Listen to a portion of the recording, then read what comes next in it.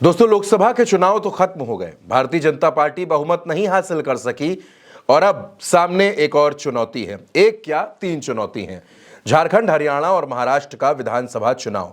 लेकिन इन सब में सबसे बड़ी चुनौती महाराष्ट्र है और उसके बाद झारखंड में भारतीय जनता पार्टी के पास कोई ऐसा चेहरा नहीं है, कोई ऐसा नेता नहीं है जो हेमंत सोरेन को चुनौती दे सके। यह बात तो भाजपा की हो गई, लेकिन दोस्तों, जो भारतीय जनता पार्टी के सहयोगी हैं, जो केंद्र की सरकार में सहयोगी हैं, वो अब भारतीय जनता पार्टी को आंख दिखाने लगे हैं।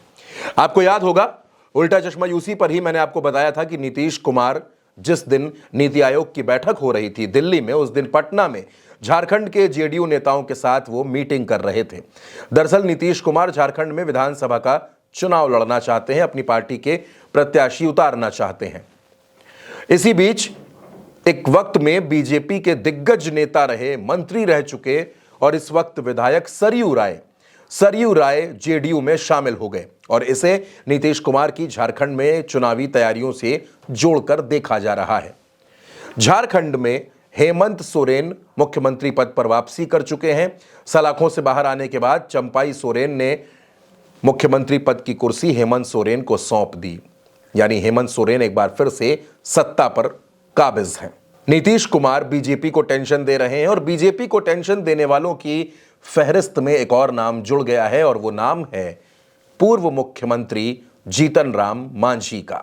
जीतन राम मांझी एक वक्त में जेडीयू में हुआ करते थे। नीतीश कुमार ने ही इनको मुख्यमंत्री बनाया था। बाद में दोनों के रिश्ते टूटे। जीतन राम मांझी ने अपनी पार्टी बनाई, हिंदुस्तानी आवाम मोर्चा। जीतन राम मांझी सांसद हैं, केंद्र की सरकार में मंत्री हैं, लेकिन जीतन राम मांझी जिनके साथ सरकार में है, यानी भाजपा के साथ, अब उन्हीं के खिलाफ बगावती तेवर अपनाते नजर आ रहे हैं।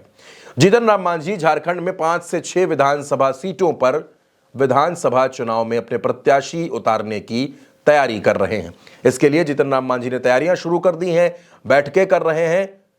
और दोस्तों, मांझी और नीतीश अगर चुनाव में उतरते हैं, झारखंड में मांझी और नीतीश दोनों अपनी अपनी तैयारी के साथ मैदान में आ गए, तो इसका झटका भारतीय जनता पार्टी को लगेगा। क्योंकि भारतीय जनता पार्टी झारखंड में रघुवर दास के जाने के बाद से, जब से रघुवर दास राज्यपाल बनकर चले गए, तब से भारतीय जनता पार्टी एक शानदार नेतृत्व की तलाश में है जो उसे मिल नहीं रहा। और दूसरी ओर नीतीश कुमार और मांझी दोनों उसकी टेंशन बढ़ा रहे हैं। बात सिर्फ इतनी नहीं है, नीतीश कुमार और मांझी के अलावा सुदेश महतो, जो आजसू के अध्यक्ष हैं, एनडीए में शामिल हैं, वो भी झारखंड में इस बार कुछ बगावती तेवर दिखा रहे हैं। यानी भारतीय जनता पार्टी जो झारखंड में हेमंत सोरेन को सत्ता से बेदखल करना चाहती है, सत्ता से हटाना चाहती है, उसकी राहों में मुश्किलों से भरे कांटे बिछाने का काम नीतीश कुमार और मांझी ही कर रहे हैं। भाजपा का कहना है कि मांझी और नीतीश दोनों हमारे साथ हैं, किसी तरह की कोई नाराजगी नहीं है। चुनाव लड़ने की तैयारियों को भी भाजपा के नेता खारिज कर रहे हैं, लेकिन मांझी हो या नीतीश, ये दोनों लगातार झारखंड के नेताओं के साथ बैठकें कर रहे हैं, उनका मन जानने की कोशिश कर रहे हैं और ये समझने की कोशिश कर रहे हैं कि कौन कौन सी विधानसभा सीटों पर चुनाव लड़ा जाए, कौन कौन सी सीटों पर अपने प्रत्याशी उतारे जाएं।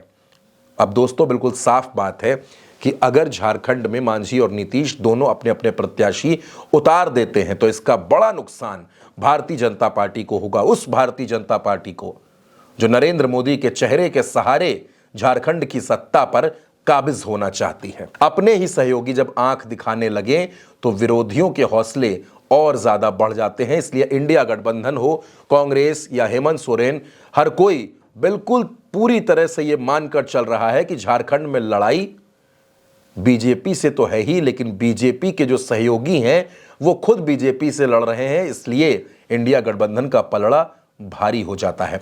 अब पलड़ा किसका भारी होगा, कौन सत्ता पर काबिज होगा, कौन बाहर जाएगा, ये झारखंड का चुनाव बताएगा, आने वाली तारीखें बताएंगी। लेकिन फिलहाल ये बात तो बिल्कुल साफ है कि एनडीए में सब कुछ ठीक नहीं चल रहा है। अपने ही सहयोगी नाराज हैं और अपनों को मनाने का सिलसिला शुरू हो चुका है, लेकिन अपने हैं कि मानने को तैयार नहीं है।